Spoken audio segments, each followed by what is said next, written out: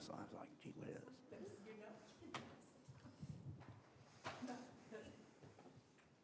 We're very happy. We will call our work session to order this evening. We are talking about finance, the revenue anticipation note for 2025-2026 in the city's budget. And without further ado, David, I'm just going to turn it over to you. Okay, very good. A couple of things on your desk tonight. The budget book is complete, finally. Apologize for the delay on that.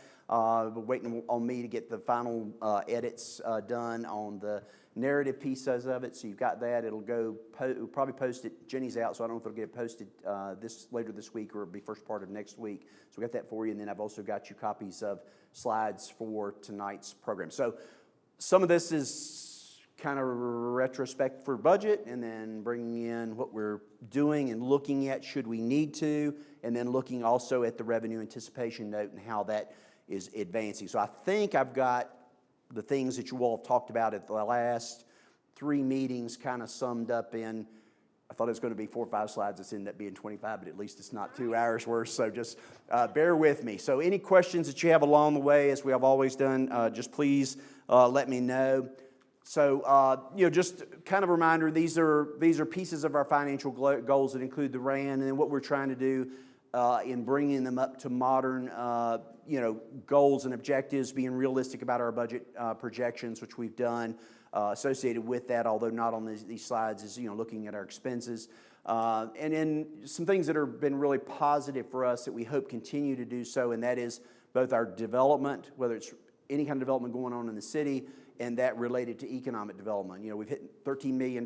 We've done really, really well over the past fiscal year, and we hope that will continue. I know a lot of folks are waiting to see what's going to happen in the coming months with inflation and the rates associated with real property, things like that. So wherever that goes, we've got a lot of additional projects that are being talked about at this point.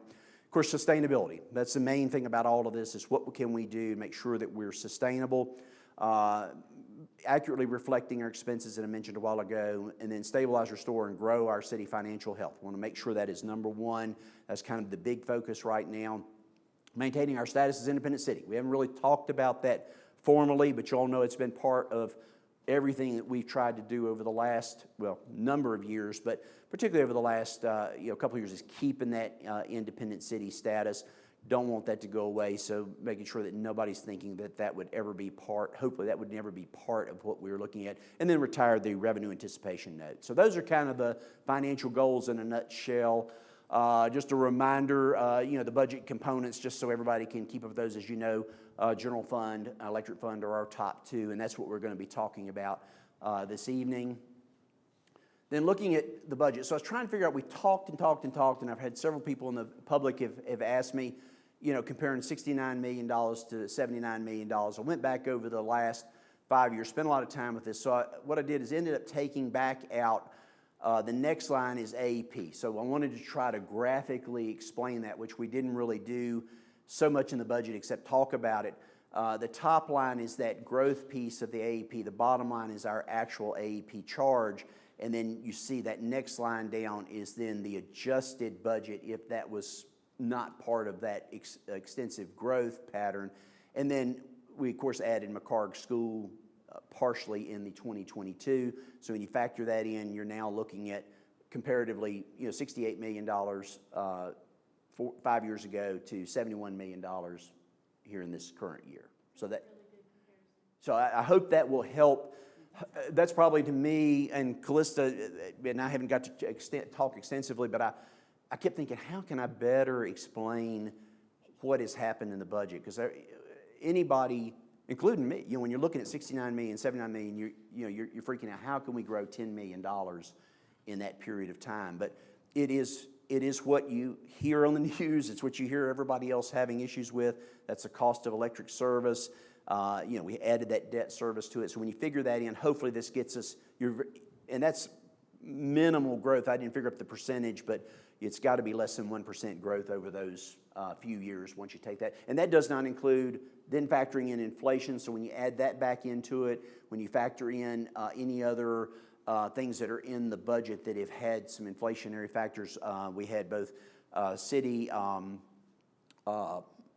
salary increases during that period of time. We also had state salary increases. So when you factor those all back out, you're getting pretty close to a zero-sum game, and that's the point we want to make. We're not out of control with this, trying to keep our wits about us, trying to deal with what we've got, but the difference then is starting to look more at inflation and some of those impacts that have occurred, as we all know about and talked about in budget. I'm not going to belabor anything back in the budget, so I'm, yeah. Can you explain again the difference in the bottom line? Is that where you're backing out the increases? Yeah, the third line down is backing out just AEP. So I want to give you an idea of that. The fourth line down then backs out the McCarg debt service. The fifth line down is now that total with those taken out of it. With those things? Yeah, so if you look at that total across the bottom, and I didn't get any further analysis to get into the weeds, and I was running out of time to be able to take out other things that have gone up, but you look at a couple of years of 3% salary increases. We had the 7% a couple of years ago. You start taking those pieces out, then you start getting to a closer baseline. So I want to make sure that maybe helped, because it seemed like that was one of the bigger questions that have gone on throughout budget and then in the last few meetings that we've talked about. So I wanted to make sure that I hopefully am explaining that a little bit better and making it more of a comparison. You have that information.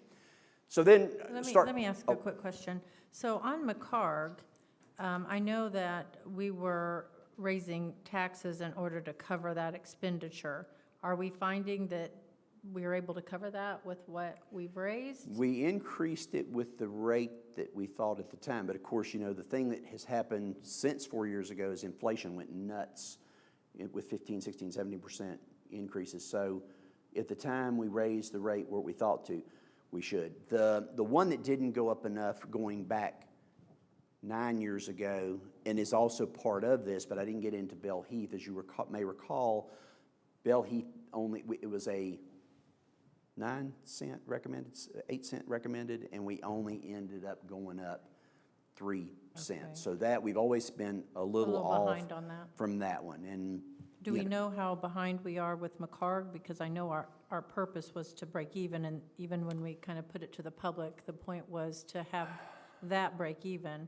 it's probably pretty close. I mean, not factoring in all the inflation, I think we're going to be pretty close. We didn't undercut the tax rate, and as you may recall, well, you all may recall, back when, just before COVID, when the economy was picking back up, we had gotten past the foundry. Well, this has been, has been the last 15 years has been this.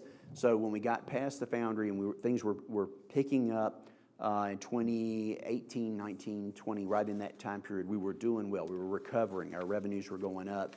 And you all looked at the possibility of maybe doing a 2-cent tax increase each year to kind of keep us up with inflation and that kind of thing. And then, of course, COVID hit. The bottom fell out, and that's when we kind of left things alone during that 2-year period of time. So a lot of what we've been doing is trying to catch back up. Does that kind of answer your question? Yeah. But to get back to what you were doing, that was originally y'all's goal, is to try to have something ongoing that kept us still under everybody else, but matched up with what costs were and that kind of thing at the time. Okay. Thank you.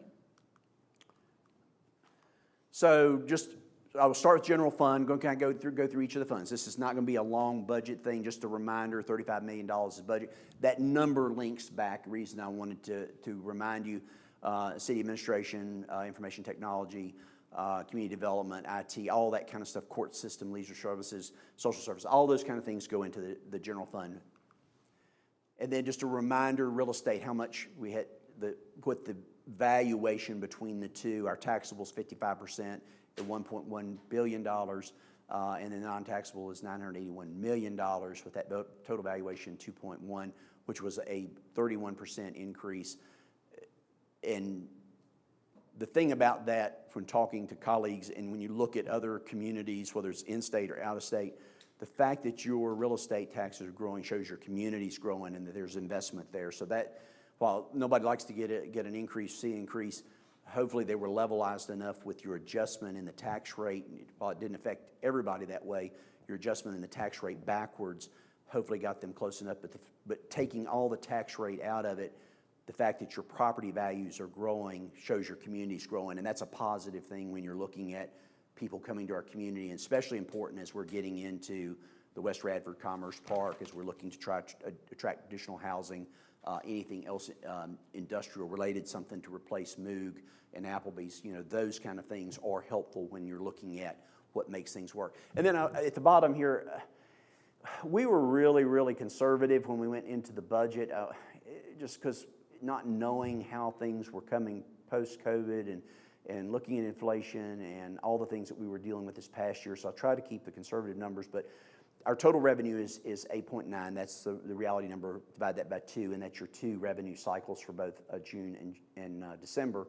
But then looking at a modest 2% growth based on what we have seen, so that brings your total up to 9.1 million. That's still probably a conservative number, but wanted to make sure that we keep that in mind, because as that real estate, every time we're getting a new housing development, every time we're getting reinvestment in Main Street, an addition on the side of sales for outdoor dining, all those kind of things add to that value that's bringing up our real estate.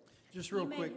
Go ahead. I was going to say, just real quick before you go over this, and you kind of mentioned it quickly, the increase is in valuation, not in taxes, for the 31% year over year. Valuation, right. correct. I just want to confirm that, because I don't want people to think, oh, all taxes went up 30%. No, and just and a it varied reminder, as person we to rolled the person. tax Right. rate back to 60 cents. Is Yeah. that what it was? Yeah, rolled the tax rate back. Now I've had so many numbers in my head. 64, sorry, and yeah, it went 64 cents 69. was the tax rate rollback to bring in the same amount of revenue, and then it went up 5 cents. So that 31% is only in the valuation of the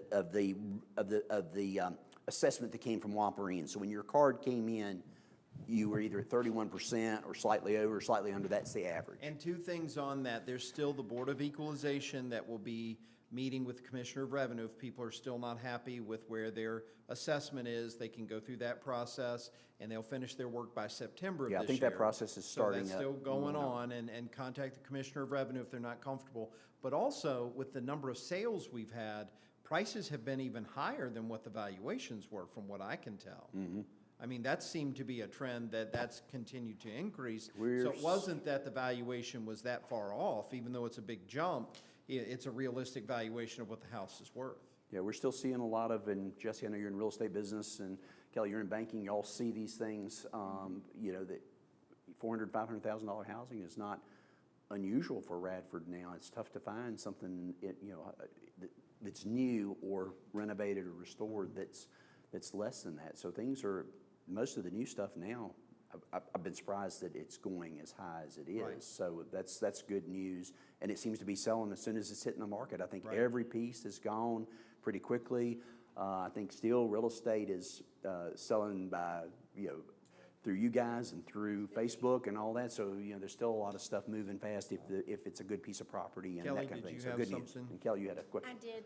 I may be jumping the gun asking this, but do we have a total that we've gotten for this half of the year for real estate? Yeah, it's $4.2 million So roughly. almost not that far off from. No, not too far off. We gotta still check all of that, but it's going to be pretty close. Okay. 4.2-ish. Ish, yeah. Thank you. Yeah, that's what was billed, a little over that. It's like 4.3 was billed out, so it's somewhere, when we start looking at about 97 to 99% collection rate, that's figuring if it's 100,000, it's still got to go back to collections or something like that. So I think it's pretty close. But we have received that. Yes. Okay, Yeah, that's yeah. wonderful. Yeah, That's everything a was very high billed, percentage everything's for- billed out, and, that number is good, and that's what we have been counting on for. Are you June. able to tell how many, because when I pay my taxes, I pay them for the year. We put up, money every month and we know how it's going to be. Do you know how much of that is not going to be that other formula? You know what I mean? Like I pay all mine at one time, so you're not going to get any of my money for the second half. No, don't know that yet. And That's a good also how many banks prepay and on the front end. We don't know that yet. It'll probably be a little bit longer before we know as they're evaluating those collections. The other thing that adds to our December dollars is that we don't have in June is the personal property taxes. I was just thinking, we hear that 90-some%, and I was thinking, oh, that's really great, but then I thought, oh, well, I pay my taxes for the year all in one go, so it's not really 90-some%. Yeah. It's we don't really know what it is. Yeah, it depends on, some of that we kind of started interpolating out as we're getting into the fall. That's why I say some of these numbers we're looking at more and more as we massage those moving into the new fiscal year. And this doesn't include personal property tax, right? Correct, no, but I do have, I think personal property's coming up in the next one. I think I did evaluate that. If you build out 4.2 million on the new tax rate, where'd you come up with the 8.9? The 8.9 is the additional growth that we built into last year, because we did build some in, but it's more than, yeah, it's more than that. Okay. That cover questions on that? Okay. Okay, so then just kind of looking through, so, of course, we have a balanced budget. There's $35 million on each side, both the revenue and expense side of the general fund. Summarize them into categories, which are much simpler than the categories we were using in budget, to kind of give you a better idea of kind of where the revenue came in. Those other local taxes, you can see a couple of big numbers there that, our biggest one obviously is the real estate tax, but then you can see those other big numbers that come in, the general taxes and things like that, and not breaking all those down, but I wanted you all to be able to see. And then looking at the categorical aid, all of that was included in those original numbers when I was showing you the 68 million all the way through to the 71 million. That still includes all of your state and federal dollars in that. I didn't back any of that back out of it. So, and then just kind of as a summary, what we had budgeted in reserves, that real estate growth on the other side, the debt service piece that we had already built into the budget, and then if we were able to lease the Wells Fargo building, just wanted to give you a kind of an update as we're moving forward into the fiscal year of $1.3 million plus is what we think we would have reserve capacity for. Is the $4 million note budgeted in those expenses? No, that was done ahead of time, and I'll talk about that just a little bit later, because it covers all the way through all budget items.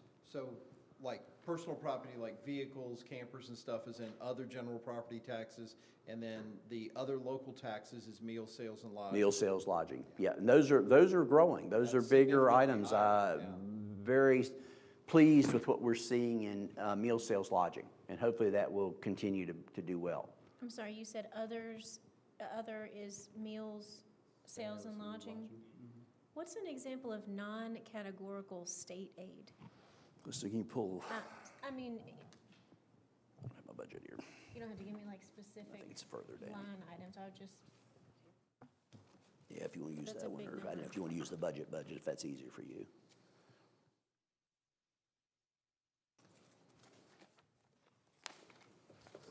I'm pretty sure the non-categorical isn't that 599 funding. It's state aid to the library, things Okay, like so- that. So, yeah. And Calista will look if there's something else I missed, but that category is anything else that comes in that's kind of open-ended from our end. okay. Open-ended or it's earmarked for a specific. Or like a grant or something. You have grants, there is some grants in there, but 599 funding is, the police department can use it for anything it wants. So it goes towards our total revenue, but we don't have to say, well, it's going to buy Okay. 10 Well, guns or yeah, whatever. department Yeah. okay. Social services block grants too, okay. So to give you an idea, this is just something for you to be thinking about as we're going through the next month to couple of months, trying to look at where we're going to be. I didn't know how else to do it, so I looked at it 3 different ways. So option A, I went through the budget, and none of my department heads, Jerry, don't pass out. I haven't talked to any of the department heads. I've been trying to get this together. They're aware that I'm doing budget things, but I was just looking at additional items. We cut a lot going into the budget, but these are some additional things that we may look at cutting or holding. Well, I'll get into that a little bit later along, but I wanted to kind of see just a list of things that I was looking at we might be able to, and this is not zeroing out those items, it's taking a percentage of them. So like our concert series, that was just cutting them in half. It was taking some of the special events at the rec center and cutting them in half. Just some things that we want to keep going with. That doesn't factor in, I'd have to really dive down, because like special events at the rec center does include some revenue that we have for like our fireworks show and things like that. So need to add some of that back in. But I wanted to give you a general idea of just some other areas. I was coming up conservatively, $946,000, just looking throughout the entire budget. And obviously there's a few bigger decisions in there, cutting back hours of the library, cutting back hours of the rec center. Rec center's open on Sunday. Greg's keeping up with numbers now just to see how many people we've got coming in. That was discussed at one of the meetings to see who's coming in, and then also looking, I think we get more people at the rec center in that early morning 6 a.m. time frame than we do in the evening. And if we're not getting that many in the evening, 5, 6, 7, 10 people, whatever it's going to be, the only thing that happens for us at the rec center, as Seth knows, being on the rec commission, is in the evenings we have a lot of practices and games and things like that. So there's some things you just can't cut out. But during the summer months, if there's not anything going on there, and some of it is pickleball, but if you're looking at that, that may be a place that we could save. While you're not saving a ton on staff time, because those are usually our part-time people that are doing that, you're not saving a whole lot there. You ultimately do save some on electric and water and other things that are associated with the building. On that hour reduction, did you base that off of purely a Sunday, not being open on Sunday, or how did you get? Pretty much, yeah. Okay, Pretty much looked at Sundays. As you know, the library's closed now on Sundays. We were looking to reopen on Sundays, so I was trying to look at numbers and how they work. Library we got to be careful with because we do get that state aid for the library, and we can't cross a threshold where we would lose state aid money because Elizabeth has to count for every dollar there. So there's a couple of things there. Cleaning was a big thing that would go to halftime cleaning. I mean, kind of going to what we talked about last time. If you mow a little less and clean a little less, folks are just have to, don't complain. That's what we're having to do is to cut back. So I just wanted you to kind of look at see a general idea of things that I was looking at in all my years of experience, just trying to figure out what things might be some additional savings if we need to. CSA as Jesse knows, is a flash. You never know. We built in a little extra. It's doing okay right now, but you never know. One client could change it. It could be some savings there. By the end of the year, we went with a conservative number. So I just picked out $200,000 looking back over some history. I just want to chime in real quick. Again, we talked about the concert series. I would like to see that zeroed out without a reduction of events, because when we ask for sponsorships, it could pay for itself. So I feel like instead of having us pay less and have less offerings, which brings people into our restaurants, let's go back to getting the sponsorships and have people in the community get advertising, and then we get the concerts and people in town. So I would like to see that zeroed out anyway by getting those sponsorships back. Well, and you mentioned ticket sales, Right. raising them $1 or, Right. Something like that. Right. I think that would be perfect. I think there are better options than just reducing the events by half, because I do think there are ripple effects, and like I said, it's been self-sufficient in the past. We just need to work back to that, in my opinion. Yeah, other Some of than these things are percentage, but some are total, like looking at the pool, that 14,000, that would zero us out on that, right? And we don't know what that relationship would be moving forward to be able to get that back if we did that. And the same thing with passenger rail, the 8,500 is about what we're paying now without anything else happening with passenger rail, but that would be pulling us out of that. And so we would lose our board seats and our ability to talk. Again, these are things to talk about, but go from there. The 30,000. Yeah, it's not magical. Don't think, well, you just go cut that and there's no consequences. We've got to Right. look through, That's and that's the reason exactly I'm just right. kind of giving you all some ideas Right. so you can think about the consequences. Glencoe needs some work done to it, but that's cutting the maintenance budget about, I don't know, about half, I think, if I remember correctly. And then what was the other thing? What was the other thing I was going to say? Well, it left me, but, well, When you say, what I like- didn't do is, it's hard to figure out when we're having concerts, when we're having Community Fest, when we're having special events, July 4th, it's hard to gauge. We feel like a number of people are coming to Radford and then they're buying things, and it's tough to figure that on recreational tourism. How many bring a picnic lunch and we did have a recreational event this past weekend. I forgot to send you all, but I think it was 12 teams ended up being there for that. But the events that we have, it's hard to figure that point out other than just taking an economic multiplier and adding it in as you would do with anything real estate or activity or that kind of thing. So that's, while we know that the concert, hopefully people are either coming ahead of time and they're going to the brewery, they're going to Sal's, they're going to Brick House, they're going to one of our facilities, restaurants, and getting something to eat. And even if they're in Fairlawn just picking up hamburgers, that all goes towards the revenue generation. So I don't know how to dive into that more, except just knowing that there's something driving, because we know the university enrollment has dropped, and we know there's some special events at the university, and we know we've got the special events we have, but we're seeing meals, sales, lodging going up. So there's something driving that. So you've got to think, well, if that's logically happening, then it's got to be events going on at one of our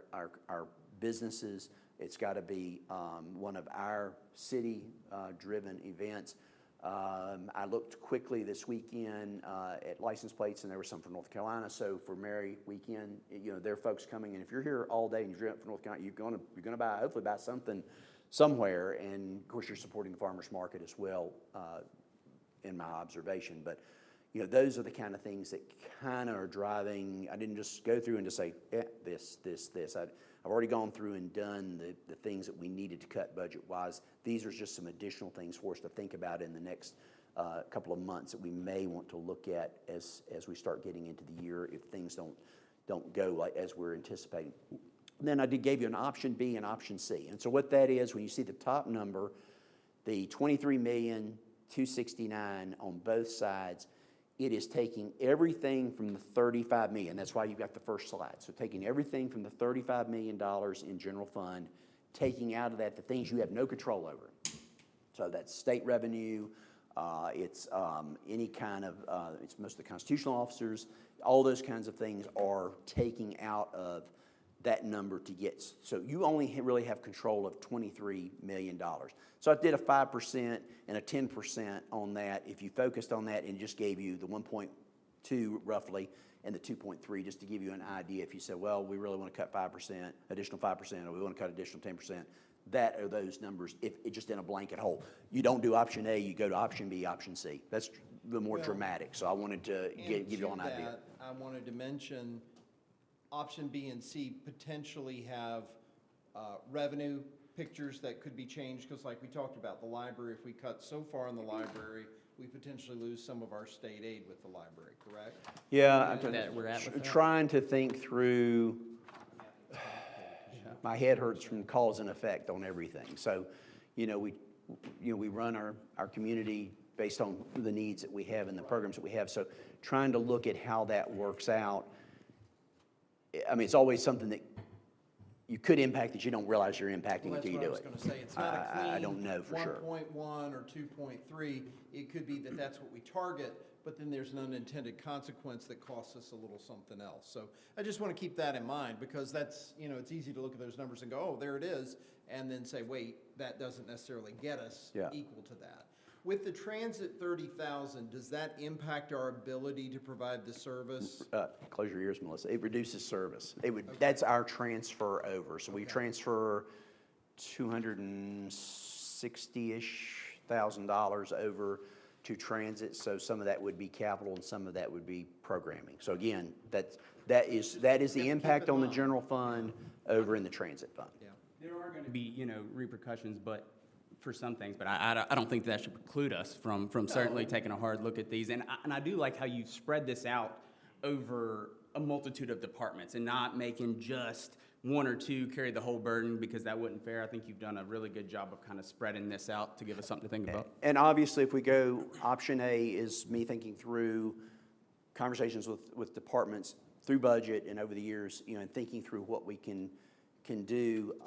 If that's the direction we go, then obviously I would take each department and sit down with them. I'm not ever going to give them a budget and say, this is cut. Unless it's something accidentally done, we don't do it on purpose unless we've let them know. So that's trying to build those pieces into it, so we would work through that part of it. We've got the economic development engineering. That's all one line item. It's not a blank in it, but economic development engineering is one piece. we've got one of the grants, the engineering piece is built over in that. So I know that's going to be $65,000 in savings because it was in there and it's actually over in a grant now. So we'll work on that as we go along. So just trying to pick up different pieces of it. In listening and hearing you all and trying to respond, you want some options. So I thought this might be a good way to show you kind of some options that I think I could do or work through, and then gives you kind of the 5%, 10% deal. But it's easy to say 5%, 10% of 35 million, but when it gets down to it, then your general fund is suffering because there's so many things you can't impact. That number would be 2.5 times larger. So question on the computers, it's showing 190,000. Is this, is there an upgrade that we're getting ready to do? Always Or- in a city our size, you always replacing computers, so the cost of a computer now is not what it used to be. So that's everything from iPads to your desktop to your laptop. So it could be any of those. I can't remember if I pulled that entire number and just said, we'll just hold off on any kind of upgrades this year. I'm not remembering right offhand now. I'm just wondering, like, obviously, if a department is reliant on their computer and something happens, and it can't be fixed, you have to replace it. But I was thinking 190,000 would indicate like maybe a larger effort to upgrade computers that we had in mind that we might be needing. Nothing big in the budget. I mean, everything was things that were kind of have-to sort of stuff. And I know, Chris, you're here. I think those were kind of have-to items as we're going into the new year, not to put you on the spot. Yeah, just maintenance stuff. So normally that number is a lot. So that normally is 190,000? Yeah, it's pretty good size. It's just the cost, and that's your mainframes. Okay. A lot of what's in, it's the Munis software, hardware upgrades that we have to do. It doesn't include the licensing. That's in another part. Now, I'm not eliminating the licensing. When you look through these, you'll see that that's not anything in those other areas. Is the maintenance included in that figure on the computers, or is that just new No, that's products? just computer items. Okay. Whatever it would be that would fall under those new computer equipment items. And just to also keep this in mind too, computers are more than just, hey, it's somebody's desktop where they're writing a message, an email to somebody. We have computer control on a lot of things throughout the city, and there's some things that we can't necessarily wait on. That's the one thing we have to keep in mind. I don't want to get into too many specifics on some of that, but as we're aware, cyber attacks and things along that line require upgrades because certain software doesn't work on different things. Just bringing it up. Would at the figure you have it, would that prevent us from doing any kind of upgrades if needed? Yeah, so I need to yeah, so two things. We did, it was 263 last year, to give you an idea, just talking about the computers. It was cut back. We did reduce the amount down and then cut it again. That 190 is cut from the 363, which is the original amount requested. We cut it back to 190, and then I'm talking about taking the 190 out. Okay. So it's already been cut one time. So that was one thing. So in this process, when you were looking, I think, at that larger overall budget number, you're saying, where could he have the cut? That's where all those cuts were occurring. So the cuts are there now. It's just going in if we want to look at another round. Like I say, you think about this, and I really got to dive into some of these. Would there be zero budget if we took the 190, or is there still money in there? That would cut it down to pretty much And then zero. on the CSA at 200,000, It's still a 1 point, is that 1.2? Am I remembering that number right? From year to year to year, I can't remember.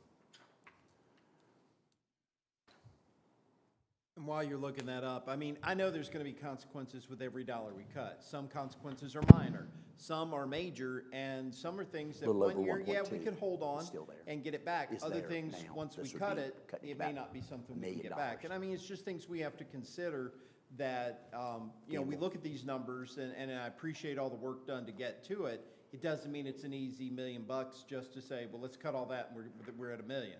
There's consequences for lots of different folks within that $1 million that we'll have to figure out. Go ahead, Bob. No, I was going to ask, so how were you able to get it down to 190,000? I'm just curious. That's a big difference. Just cutting, I mean, just, you do it without one now. Scissors out. Well, I can, say what Yeah, sharp David has scissors, tried to very- do at our direction over the last few years Erasable ink is pens. not get us so far behind that we have to do something big all at once. I use mine, they're So, great. About things are used them built all up in there now. so that we do a little bit at a time. We do a little bit at a time. And this is kind of getting rid of that little bit at a time, and then this takes it out completely. Now, it doesn't mean the cost goes away, it just shifts it to 2025, 26, or 26, 27, and it Right. could be even bigger then. But I think that's, just the reality, because we've tried to do that with all of our equipment throughout the city so that we don't get so far behind that then it's insurmountable. Okay. Yeah, that's a good point. So you can cut equipment so much, you can cut electronic IT stuff so much that then you have a hard time pulling back out again. So you have to kind of balance where that is. I just went through, that was an item that I needed to have further discussion on, but one that, some temperance on it, maybe, a $90,000 item, you cut it 100. I don't know, I've got to work on that part of it. The thing I did not get into with a lot of these, as you know from the budget, most of your agencies went up. You've got about $600,000 in agency expenses. Those are tough calls, and I just, politically, all of y'all serve on boards, just kind of, as you're going through this year, it may not be a cut you do this year, but look at it as you're going into next year. If there's something that isn't, I'm not saying the agencies are all great and great to work with, but, if it's something that we want to change the way, or if they're able to get more programming, they're faced with those, 14, 15, 16% inflation items too, personnel costs, and they're passing those through to their agency support partners, revenue partners. So David, I guess the biggest question I would have is, in your belief, in either option A, B, or C, can we continue to function as a city that we need to? Yes. Without, As long- if we were to, I know things come up and things can happen, but we could continue to provide the services that we're providing and function as a city in these options. If you're not faced with a big school item like renovation of the high school, if you're not, and facility-wise, we're in good shape. So when you look around the buildings, the fire station, as you all know, it's a temporary fix. 5 to 10 years out of that. That's a stretch, but we try to get something good. That building needs to be either replaced or an addition added onto it and that kind of thing. And that was one of those projects that pre-COVID was 2.456, and now we're talking about 7, 8. Wasn't that the number? Doubled in price. So that's really the only thing that you've got out there. So when you're looking at what you need in sustainability and looking down the road, the expense, as long as inflation and all does not cause us to succumb or become an issue, and we're continuing to watch everything closely, the confidence that I have in this is based on the growth of the community, going back to, that increase at a minimum 2% growth, that investment that's going on, your continued growth in your base. If that had gone the other way, I would feel totally different about, where we are. Your biggest expense, as you know, in your general fund is your schools at $8 million. So I think I had that in. Didn't I have that in that slide? In education, yeah, there's schools, $7.8 million there. That includes your contribution to schools and your debt service items. So and then the agencies does not include that 308. That's your agencies that function by themselves as a line item. You do have agencies built in the budget, so don't look at it and say, well, he said 500,000, it was 380. The 380 is individual ones that are listed in the budget. The rest of them are carried over, maybe over in the economic development area, or it may be over in police department, or over in the electric department. But in either any of these options, you do foresee us be able to continue to function our task? Yes, I surely hope so. That's, yeah, whether it's, as y'all know, I'm at the end. So whether it's me or somebody else or whatever the case may be, I haven't spent 40 years with the city to see it become something other than an independent city. I would, whether you work out something, I think we always want to see the Bobcats. You always want to see what we've got. And I temper that with some, depending on your enrollment, depending on what happens regionally. There's all kinds of things that could happen where you may bring more. I don't know what those numbers are. Jessie may know what they used to be when she was on the school board as to how many tuition students come to Radford, all those kind of things I think affect your now revenue. their online program has a pretty big draw, even more so than what was anticipated, and that does drive some revenue. Yeah. So I had another question about CSA, maybe because I sit on so many of the boards that are relevant to that. So I know that a lot of the services that we're providing are mandatory. If a child needs something, it's not, we can't decide the child doesn't get that. So if we took out that large number from their budget, and I will say, all of the partners that we have that provide services have gone up in pretty good increments in the last few years. What happens? So we pull that out of the budget, and what if those expenses are beyond what we currently budget? I assume we still will have to put that back in. We'd have to appropriate it back. So, and I'm glad you mentioned that, because that point goes through to everything on here. While these are areas we're looking at, you can leave the 200 there, we're just not spending that. And the same thing with any of these others. If we don't need to spend $190,000 on computers, we're not. Right. Your budget book is done. Your budget is adopted, all that. So it's tough to go back in and then re-adopt a whole new budget. Just know that we're trying to hold back. On this option A, I'm going to try to hold the line as much as we can on that. I've got everybody looking at what, in fact, Elizabeth and I just had a conversation this evening. She was looking at trying to restore some hours on Sunday, because she thinks she can cut back on some hours, and that's the variable. You may add Sunday hours, but then be able to cut back. Maybe you don't open till Monday because you don't have that much traffic. So we got everybody kind of counting and looking at numbers. The same thing with recreation, so that we can make sure that we're not keeping a building open for no good reason. And the same thing with that operation in other areas as well. And I know we spend a lot of time on general fund. This is your bigger fund, and one of the ones that impacts more of the citizenry other than individual things such as water, sewer, and things like that. So I want to try to give you that idea. So that 946 is still a goal that we want to work towards. While other stuff has been taken out of the budget physically, these numbers we're going to be watching as we go along and reevaluate. We're going to be looking at cleaning a little closer, what that contract does for us, because we got the same cleaning company in several buildings, making sure that that's good. We've done companies, we've done a person, we've done companies, we've done person. We've been back and forth so many times trying to get what was most reasonable. The cleaning contract seemed to be the most efficient for us. So is it fair to say that we are entering this option A? We're in it. Oh, bless you. Yes, I think you can say that pieces of all of that are in my. We're in it. Yeah. At the very least, we're holding things, whether we cut it completely, we're holding on to those, so that Right. gives us a buffer. And so we are in, it's helpful to know that we are entering option A. So we're doing something. We're entering option A, and we are evaluating very specifically some of these Right. particular funds. And if it's not absolute a necessity, then we're. So would an So appropriation every- be necessary to spend any of that then? No. If it's in the budget, you can spend it, but you got to be able to spend it. You got to go through Clearinghouse Callista over here, and so she's looking at every purchase order. We watch credit card, things like that, to make sure nothing's getting out of whack. We tell everybody, and always July, first part of August is tough for us. So we feel pretty good. We've paid our debt service. We've done everything we need to do up to this point. We're catching our AEP bill up in the next few weeks, so everything is in good shape money-wise, and we've got money in the bank. So hopefully we will continue to see that build. The biggest thing for us is going to be getting from here to December, because December is our next tranche, and if we've had a good few months and able to maintain, then we should start seeing things improve from December on into the next year. So that's kind of the goal, and then these things are going to be more or less things that we're going to be looking at, and I'll be talking with staff members, and even everything you all have had meetings on, I've tried to go back out and talk about.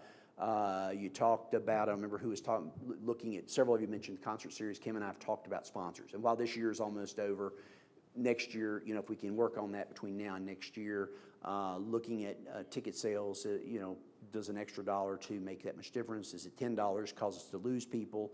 And then trying to, if we can figure out some handle on it. And I thought, well, maybe we could check with Radford University and see if there's a way, how they go around with these pads, and you go to Disney World or Pigeon Forge or wherever you go, and they're tracking where you've been.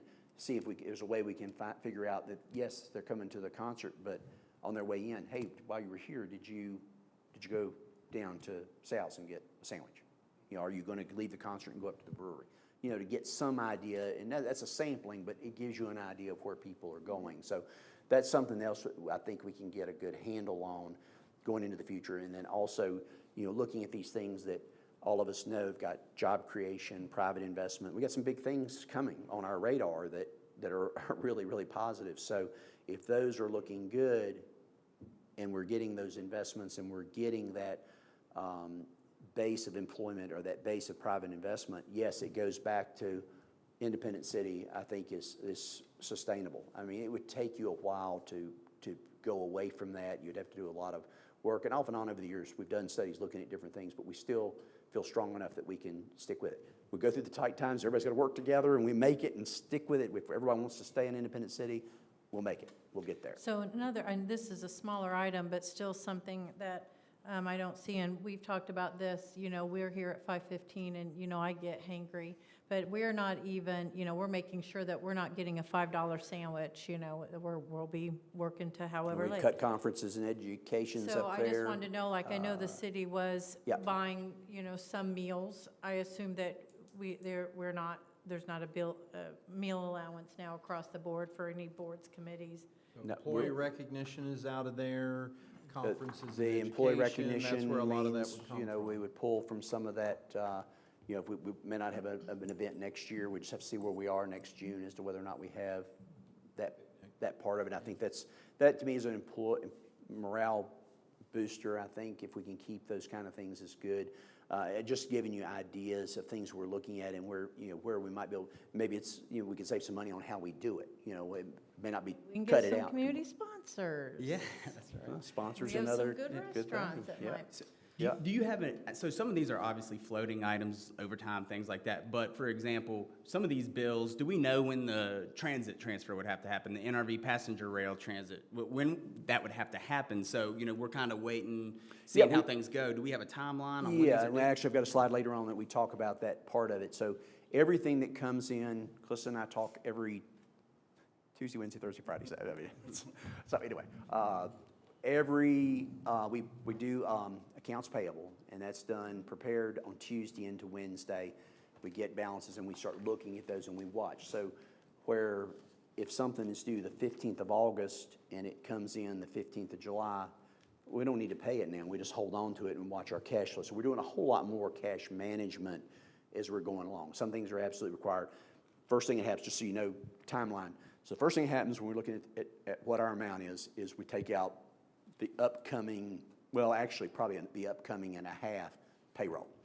So you take that out first to make sure we meet payroll. Then from there, we start looking at priority list of what's due and getting those down. Like I say, all that stuff, everything is on time and in process. The only thing, there's nothing right now except working on that AEP piece of it. Everything else is caught up and paid for, debt service and all that, which was our big worry last year, that big 1.8-ish million dollar payment has been made to VRA for both McCargan and Bell Heath School. How many months are we making up on for AEP right now? We've got the current one and then the one that's due, so we got 2 months. So Month and a half. July and then July. June and July? June and July. Yeah, June and July. Let's see. Any questions about that? Like I say, option A is kind of things that are going to be on my mind going forward and are kind of actionable items we're going to continue to weed down. Option B and C is if we really start feeling like in the first quarter or so things are not looking, then we need to go back to the department and say, look, 5% cut on the 23 million, 10% cut, whichever one, if either one we need to help cut that back. So I just wanted to give you kind of an idea. And you can see that the things I'm looking at is not that far off from the option B. It's a pretty good jump to option C, but at least gives you some idea. B and C includes a lot of people, though. So this process, B and C could include, yes, right now we're maintaining level of service, except looking at those hours that right now may not be served, and it keeps the employee base that we have. We're, of course, always evaluating any position that comes up. We're looking to see if it's essential. That's the first question. Is it essential? Is it paramedic? Is it policeman? Is it dispatcher? Secondary, is it part of what we do to provide the service? And then third, is it something that we are looking to, move away from, cut back, dissolve, whatever, and trying to work those through? So we do have those vacant positions in nearly every department's got something vacant right now. So we're continuing to watch those as we go along. So I hope this gives you a general idea, because this is the format through the rest of it. I won't need to spend an hour on the rest of the budget stuff, but I wanted to give you an idea that this is kind of how my approach is. So does that sound like it's no personnel cuts, correct? no? Well, Other than some hourly? I was Well, gonna say depending on what some those hourly. hours, Part-time just hourly, part-time but- people, it could be, Yeah, but they may well, or may yeah. not be, depending on whether it's, if we cut back on Monday hours, or and they're gonna be working on a different night a week. We're just trying to look at it. I should use the word efficiency throughout. I was gonna say, a because- reduction of hours is better than no hours at all. Yes, reductions in those positions. Okay, so let's move on to the water fund, $6.3 million. You can see the things that are included, pretty significant. We process, we bring in at the raw water pump, we bring into the plant, we distribute through our system our water. City of Radford owns everything that it has. It has treatment at Pepper's Ferry, but everything else we do and process ourselves. Again, give you an idea, just a summary condensing of everything: water sales, wastewater sales, and other 6.3, and then balanced budget 6.3, and you can see kind of the division of where things are. We were budgeting $536 million in reserves. Adding that growth back to it, 5.66 is probably pretty reasonable for us at this point. Again, option A, B, C, you can see where I went through. We know already that we're going to probably be saving between $8,000 and $10,000 on the new chemical thing that y'all Yes. just approved. Was it the last council meeting, the June one, when we did the bid? So by moving to this new system, the water tastes better. It's changing over from the lime to the new product. Is going to save us conservatively that amount based on usage. And then looking at some professional services that we maybe will cut back on. Hold off on meters. Our meter fee has gone up some, so that's going to help us a little bit. Just looking generally across the board at some of the machinery and equipment that's in there. Of course, everything with the enterprise funds is subject to water line breaks, power outages, derechos, storms, things like that. But And you don't every time we have have- one of those, You probably don't laugh at. have what we would typically expect in an average year for breaks and repairs already built into the budget? Yeah, it's all that's in there now. So if we have a pretty good year, although we didn't start off too good last week, but they saved a lot of money. We saved $60,000 by not having two inline valves that had to be put in. We were able to find a valve. The guys did a great job. They looked and looked and looked and found a valve that had gotten covered up, and were able to get the water shut down. We were able to borrow a piece of pipe from Pulaski, so we didn't have to go on any kind of special order, and we'll replace their piece, and we did all of the work ourselves. So That's other than good. the time that was involved, and this was our first bowl of water. And while we probably didn't need to do that, it's safety anymore, so we just wanted to be sure that everybody's safe. I don't think anybody was totally out. You were still getting enough of a trickle or run, and even the backflow in the system there were more people in West Radford getting water than we thought there were, including most of West End. This building didn't lose water, nor did Glencoe. So if you didn't lose water, you didn't have to worry about the boil of water anyway. But we didn't want to put the special exceptions out there, because the minute we miss somebody and they don't, and we get sick. So, so then again, $166,000 is not a whole lot of. That's a pretty tight budget. We had already cut a lot of stuff out of it to begin with. It's a tight budget, but $166,000, maybe some conservative types of things with our distribution system. That's several different things that we're going to be saving throughout the year if we are able to maintain breaks, and we're able to put. Melissa's worked with us on CDBG and things where if there's a water line extension or sewer line extension that we've been able to cover through a grant. That's why you're seeing some of those things pop over into those areas, because if they're benefiting somebody that is eligible through the grant, we might as well do them through grant service and treat them as one project. So some of that helps there. And then I gave you the B and the C, and you can see not a whole lot. This takes everything. Your biggest thing coming out of there is you don't have any control of Pepper's Ferry, and you don't have any control of some of your water treatment costs. So when you take those out, you're really only looking at 3.6. Take that 5%, 10%, and you get the 181.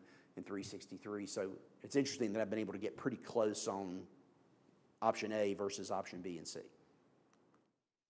Solid waste, tried and true, $1.7 million.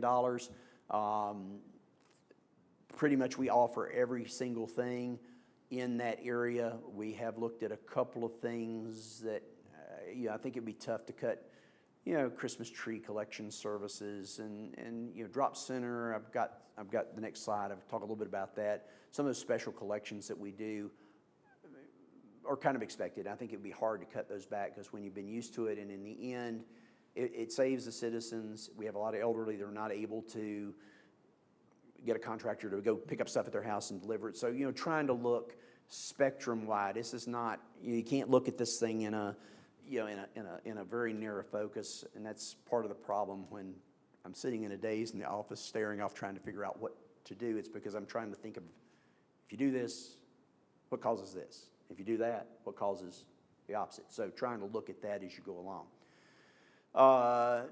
Again, not too many areas. Charges for services, and then the expense. The biggest thing is your trash collection services for a total budget of that 1.7, roughly balanced. Again, revenues, expenditures.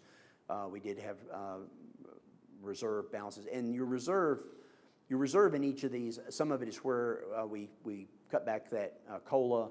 Some of it is where all the cuts had occurred. That is just a reasonable projection, what we think, and then adding that growth back in at 1.72. Can we go back? Yeah. Is the recycling and other mostly the drop zone? It's not a line item, it says it's too small to be.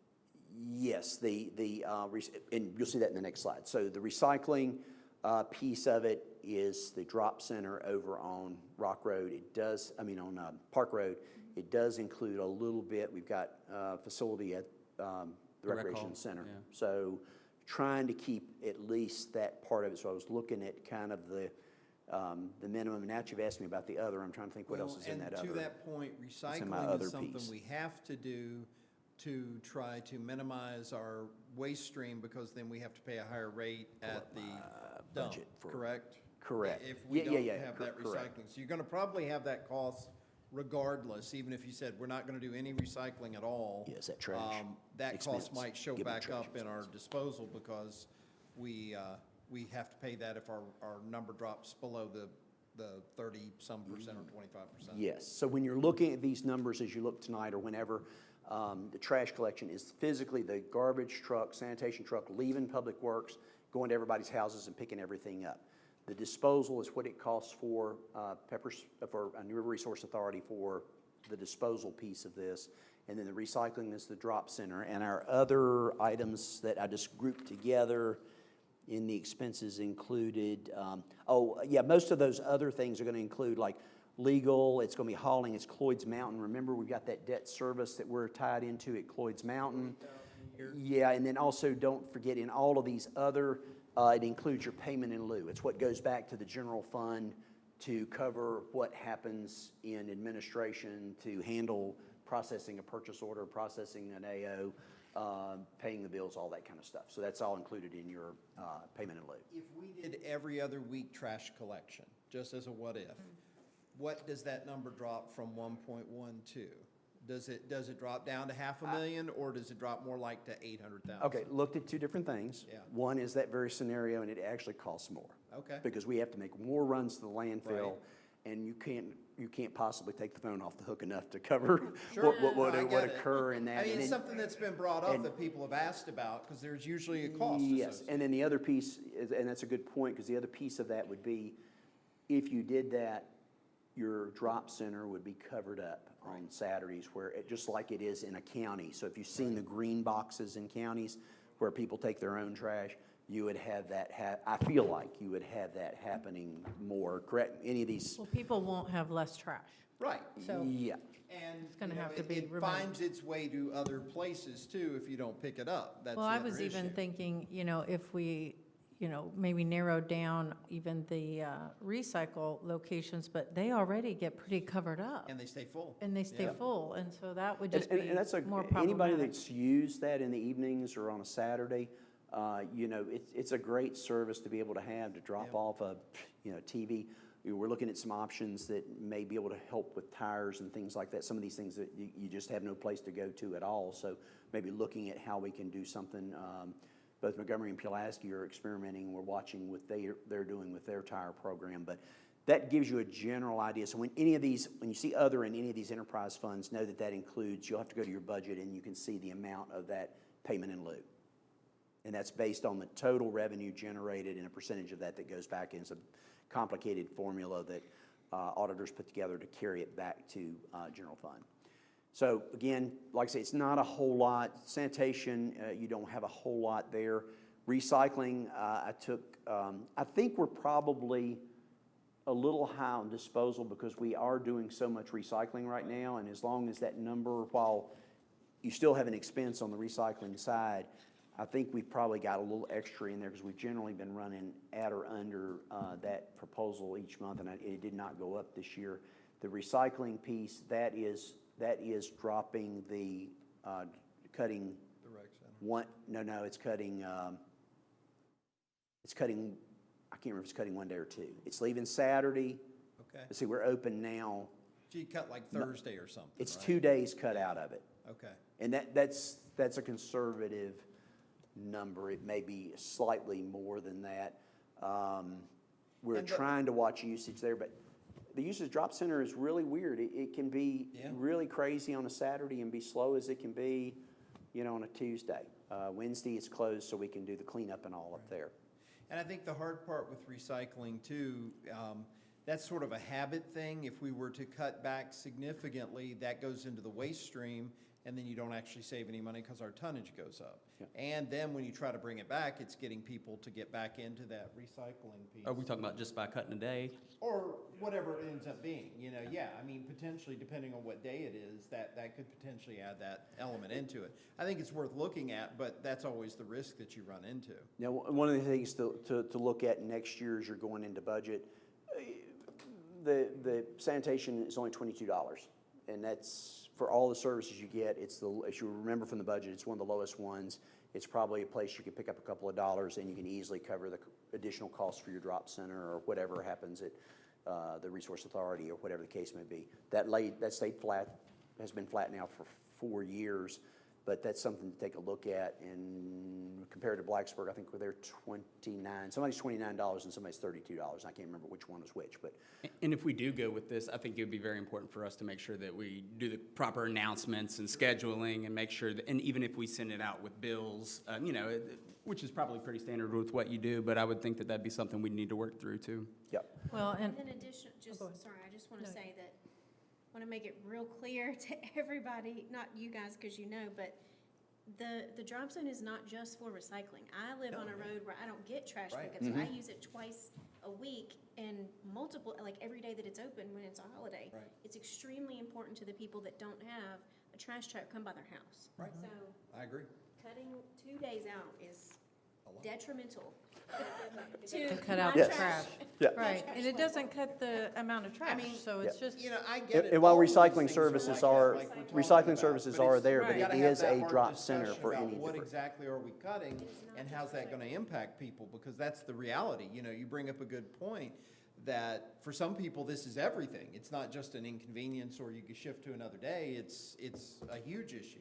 Agreed, but I also think moving forward, we have to do the ramifications of still being here and not doing that. So, I mean, it all factors in, and there is a trickle-down effect that will affect, but I do agree we need to talk about all those. But that's a good point, Kelly, for the people that do not have access to that to Yeah, consider. one day, I mean, you can work around one day, but taking 2 days out of it, I mean, I just don't think. Yeah, and that's going to be, there's several private roads and that don't have any kind of agreements or anything like that are like Kelly's talking about, that, and I don't know, there's about, 5, 6, 7 residents there that may be impacted there near Yeah, where and you then live. So, there's- and we there's got more several roads others than just scattered one. around.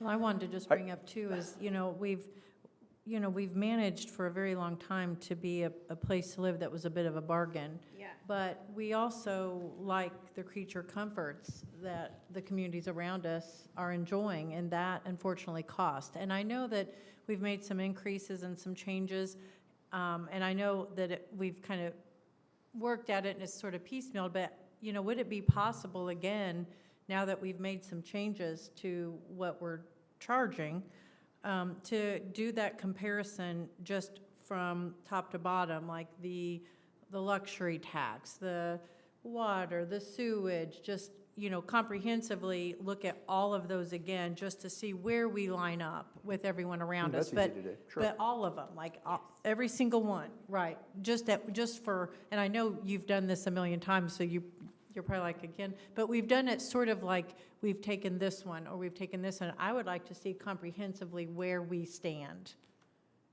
with everyone else. We could do that. I almost did that with this, but I was afraid it would look too budgety again, so I was trying to stick with the things we've talked about. So, is that a word?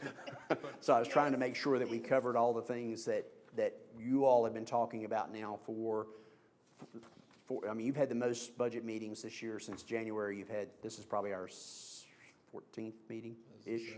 So, you've covered a lot of meetings, and we've had a lot of advice with it. So I've been trying to put together everything I could think of that you all have asked about, and then, you've got to speak to your constituency. So I want to make sure that you've got what you need to be able to provide them Well, and that information. is And no if we may fault. learn something from somebody. And I don't mean that's any fault of yours. I just mean for me, just so I can see it all in Sure. comparison next to each other, because it does, through all these meetings, I don't want to I can- whitewash the details. Yeah, I can do of that, it. like tax rate and things like that. I've been trying to figure out a way to take the enterprise funds, because that's what makes us unique about Independent City, because we've got enterprise funds that you don't have if you're in a county and even some towns, and the general fund, and try to figure out how you take all those pieces, tax rate, water rate, electric rate, sewer rate, how you figure all that up, and then see if you can make a master comparison to everybody else. And that's what you're saying. That's tough to do, but I'm trying to figure out how to do it, so.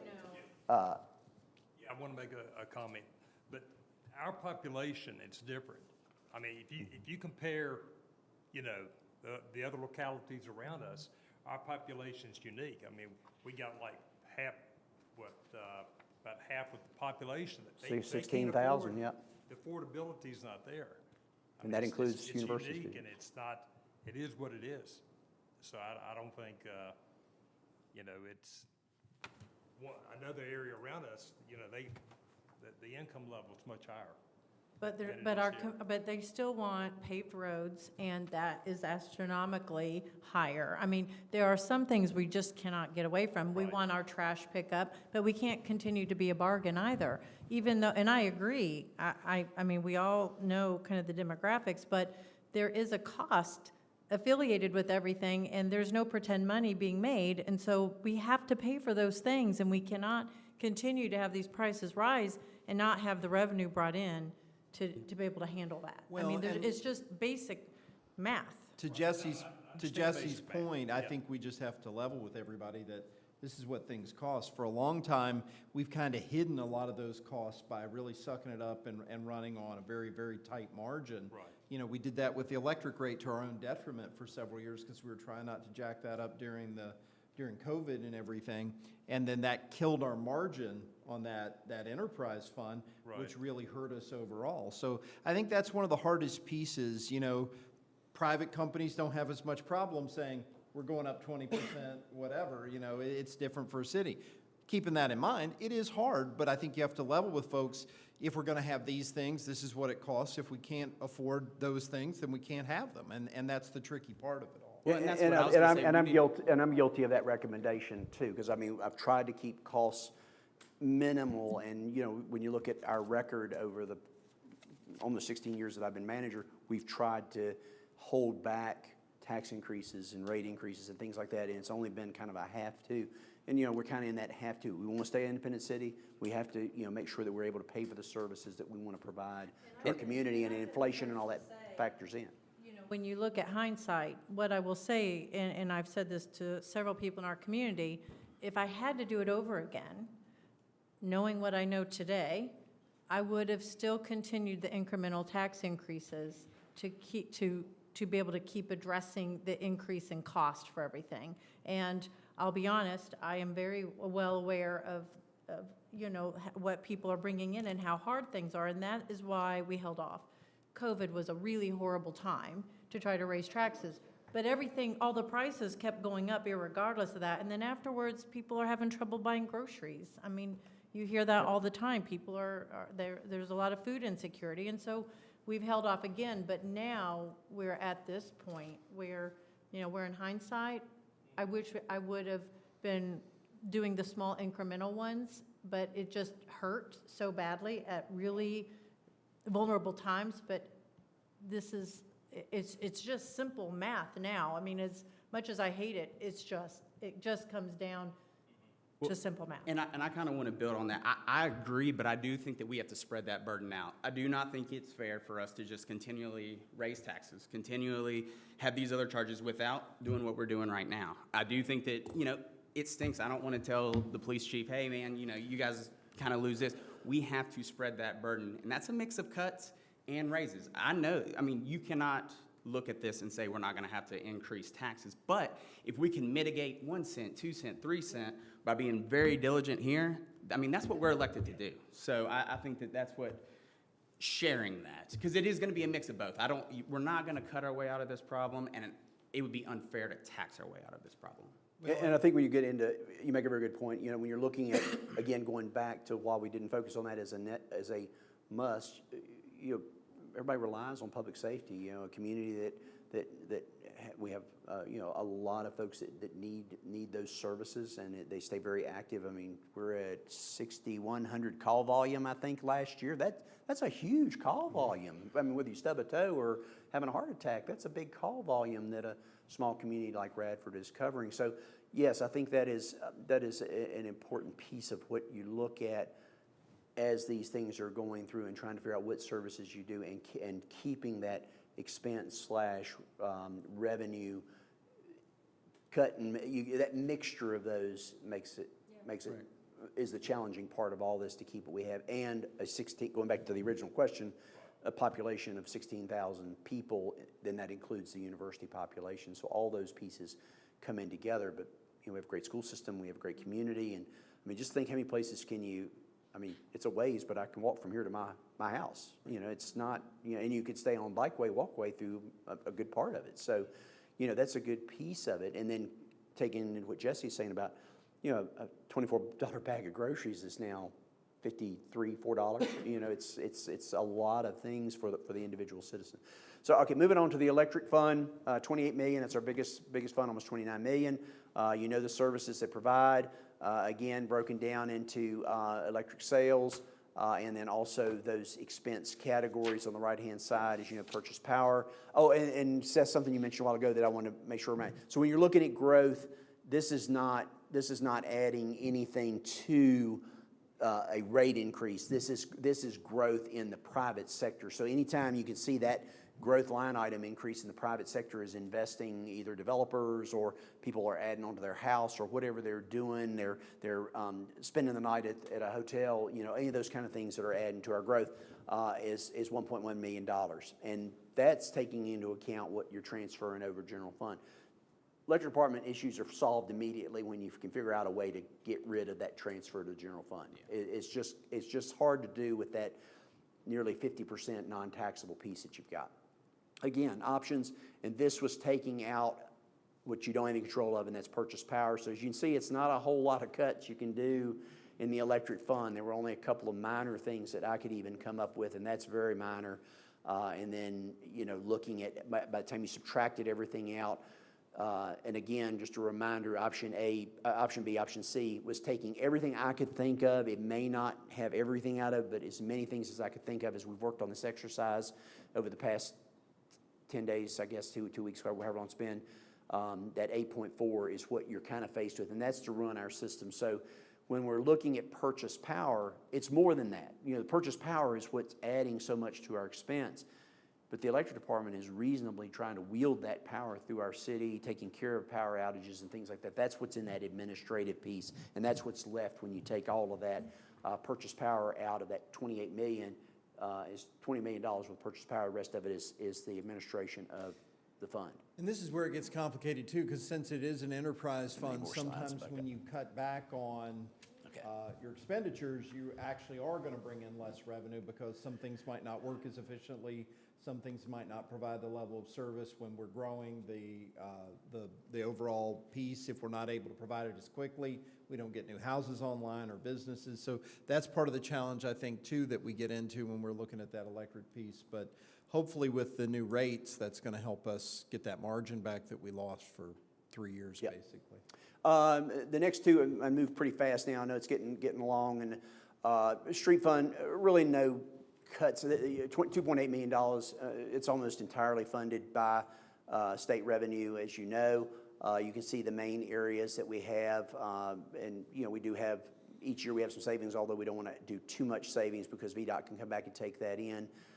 So I did not get into any cuts there because it really doesn't do you any good. It's not anything, it saves you anything because if not, VDOT takes it back. Transit fund, the only thing I'd mentioned over in the general fund is to help it is if you had any kind of cuts in the transfer over. $2.8 million, Melissa does a great job of running that operation with basically your $260,000 investment in both the operational side and the capital side. The rest of it is run by grants. And then you can see the revenue side, operating side, balanced budget, $2.8 million. And that is a partnership with the state, federal government, and Radford University. Back on that, though, real quick, because this has been brought up multiple times, not charging for the rates. We were at a point where it was really costing us as much, if not more, to try to get those rates correct, that was a huge issue for us to be able to bring in more revenue with that. And I think that's something folks need to understand, that there's a reason you can charge some of these things, but then you add a whole lot of expense back onto it. So internal control. So in all of this, I lay awake and worry all the time. So it's just this way I am. It's not to sugarcoat anything. I mean, I worry about this stuff enough. It is to try to be as realistic as possible, being as positive as we possibly can. I think if you're on the positive side, you get better times and you get worse times. Dwelling on negative doesn't help us out. We need to make sure that we've got the investments coming. We seem to have the growth. We seem to have the revenue generation. Vacant rooms are being sold for less to keep people in the community. If you're in a hotel, hopefully you may be getting whether you're paying a lower price on your room. Hopefully you're going out and you're buying a meal somewhere too. So your pocketbook. And anytime we get money from outside people, the better off we are. These special events like Community Fest, the concert series, the events at the Rec Center, anytime more money can come in, special events at the university, all those things generate more revenue. But internal controls, and I think throughout budget and throughout, I put these down into kind of real specific things. So, and I've mentioned those throughout. We're monitoring the revenue streams. We're checking everything every week. Timely submittals, anything that comes in, if it's grant-driven, whether it's state or federal agencies or some private contribution, we're chasing those down to make sure that if we're making a payment on Friday, that we're able to get those reimbursements back as timely as possible, hopefully within a couple of weeks. Most do 3 days to 2 weeks. Some of the more VDOT things can take a little bit longer. Holding on to any non-essential spending. If a department doesn't need it or we don't need it to seek out operations and to make something happen, we're just not spending. And they know that's the general philosophy of me. They know it's the general philosophy of you guys. They know it's the general philosophy that we need right now and get us through this rough time when we're looking at things. Float disbursements is appropriate. So if something's due in 30 days, don't pay it today. If you need that money to use it for something else. We've held on to those non-essential employment vacancies and trying to minimize overtime. And overtime's coming down everywhere. I mean, it is over in PD, it's over in fire, it's over in all of our departments. So, when we have those special events, it can kick up a little bit, or when we have an issue that occurs, there's nothing I can really do. I've yet to see a water line that didn't break on a Sunday or after 5 o'clock in the evening. So, same thing with storms and things like that. So we don't put off something just so somebody can get more overtime or whatever. It's fixed whenever it's broken. So it'd be great if things are able to happen more during the regular day, but that doesn't always occur. Can I ask you a question about overtime? Yes. We were talking about things that we've heard. Now, there's a narrative too that for like the electric department putting up Christmas decorations, that's on overtime hours. Is that some yes and some no. The reason some of it is on overtime is because it's traffic control, safety driven. So And then also, they need to be able to see the lights at night as they're hooking them up. It's hard to tell during the day, you know, if they're on and working and those photo sensors come on. So it works out better at night if they can. We try to minimize that where we can. I think this year where they almost all came down during daylight hours. They went up during 3 o'clock. Some of it was in regular time and some of it was in overtime hours. Okay, yeah, thank you. So if it's, do our hours work, so if they needed to come in at 6 because it's dark, wouldn't they just start their hours later? Or is it, do we have to have, like, this set of hours is always overtime, no matter what they did the rest of the? Depends on what it is, but for the most part, they've got their regular day, so they're going and putting in services, so they've got. So it's additional work? Yeah, so it's Okay. this is truly additional work. I didn't include it, but it's something you can look at, you know, whether or not we went a year without putting the decorations up, but the lighting savings and, that's something I didn't get into, something that everybody enjoys, and that does, again, brings people to our community. I don't know of a way to really do that differently, but that is an expense. I think other than a few of the original decorations, most of the decorations are bought through that, although you help contribute to that through the Festival of Lights, $3,000 or $4,000 that buys replacement lights, and those are pretty expensive. But Radford is now getting to be a place people are coming to drive through. I have friends from all over that say how beautiful it is at Christmas time here. So We you know, can't that's cut out the cheer. Yep, that's a big plus. So, all right, let's talk quickly about revenue anticipation note. We're on an hour and a half now, so you know, as you know, it's a short-term security issued by the government to smooth over those ups and downs. We got it to help us through. The first one was this time last year because we were running into these issues, and we paid it off in late June. Issued the renewal on that. $4 million, interest rates 4.47%. Actually, the rate this time was a little better than last time. Tax-exempt bonds are their attraction. They're a short duration of 1 year, and they're paid off with the revenue anticipation. So this is what I've really spent a lot of time looking at this and evaluating. So this is the big slide you're waiting for. Payoff. The money that we have included, if we can stay on a good trajectory, we had included some debt service because we weren't sure how this was going to work out initially. So we just did a regular debt service payment and of $320,000. So I would like to pay that in October down. So we will go from $4 million down plus a little bit of interest over this past couple of months down. And then in December, when we have our big hit, it may be able to be more than this, but I'm trying to be conservative. You know, looking at about $1.5 million payment at the end of December after the collections come in that include our big ones. Meals include, well, meal sales and lodging we get every month, but looking at the tax revenue and looking at the personal property that comes in, and then VDOT and other things that come in during the course of the month, looking at when our big tranches. So that's why you see those bigger numbers. It can slow down a little bit in the winter months and looking at weather and all that kind of stuff. So I was thinking practically 375-ish. I would like to have that maybe closer to 450 in April, and that way it drops back a little bit in June from that $2 million number to get to the total, and that's interest and everything to be paid off and done with this thing in June. So with June the this, 30th. is this purely based on revenue, or is this factoring in everything in option A? This is just all the cuts we've made up to now. This is And it doesn't include anything you've talked about today? So includes everything growth. Well, it includes growth. Right. So any but- growth that we're getting through the year. But options A, B, and C are not factored in to make us hit that number, If correct? nothing goes wrong, we're hoping that this can be our numbers. That's the logical plan. I don't think I've even talked about payment plan. We've talked a little bit in some of the meetings, so this is what I think could occur. If we see in the course of a month, and we can project out a month or so and think that we've had a better month, growth is occurring, and we can up any of these numbers throughout, or if we have to reshift or do, I mean, maybe every other month we're able to make a payment and We do went it. with option A, what would this look like? So I thought we were doing option A.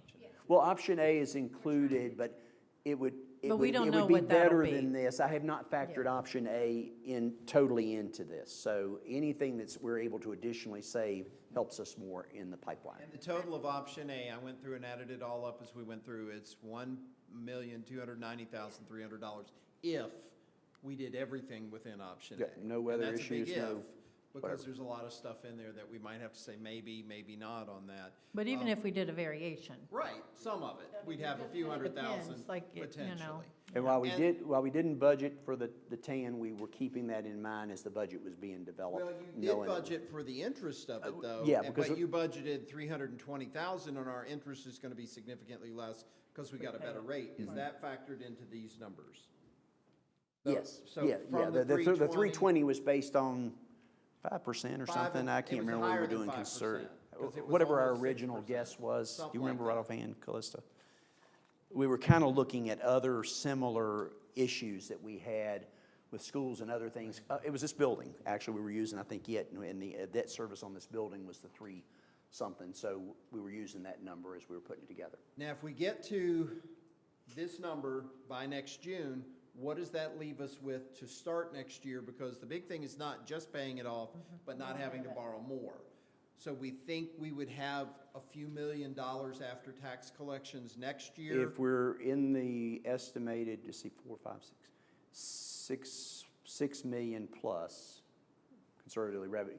If you do option A, you add th- 1.2. Then you're going to be carrying over somewhere around, I would say conservatively $1.5 million into your next fiscal year. Conservatively, that's no growth, no, not adding anything else that might happen throughout the course of the year. But that keeps us from having, based on this trajectory, keeps us from having to borrow money again next year and allows us to start with a little bit in the bank, certainly not as much as we want, but have some in the bank for expenses. Yes, and what drives us in July of next year is that big debt service payment, because both of them, we checked into that.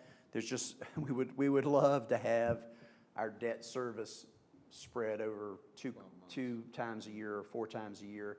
The VRA doesn't do that. In the way they have their structure, we're not able to go back in because we asked the consultants about that to see if would we be better off to go out with a banking offer, but we can't get there's a couple of things that are tied to that tax exempt and a couple of other issues that then end up costing you more. Right now, you've got a good, I think one of them's 1.7%.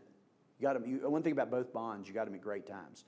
Right. And that was part of your logic in doing McCarg is because when the bids came back, it was 1.6.5 or something like that, which was a really, really good interest rate for 25 years. So yes, those we're trying to keep conservative, looking at how that works at the end of the next year so that you're not having to, I didn't want to frost this over and you're having to reissue another $4 million. That's not going to be I don't think, it's certainly not $4 million. If you ran into some problem during the course of the year, it's going to be a lot less if you had to do anything. But right now, we're planning on nothing. Pay it off, be done, and move forward with the growth, and hopefully get through this year, and you can start seeing as your investments that you have coming and planned out, those start materializing by the time we get to into 2025, So early with 2026. this, October, about 3 months from now, ish, looking at, would we say, end of August, end of September, hopefully have an extra 100,000 identified, 100,000 identified, and then we get to October and we could potentially make that 320 payment? Is that what you're thinking?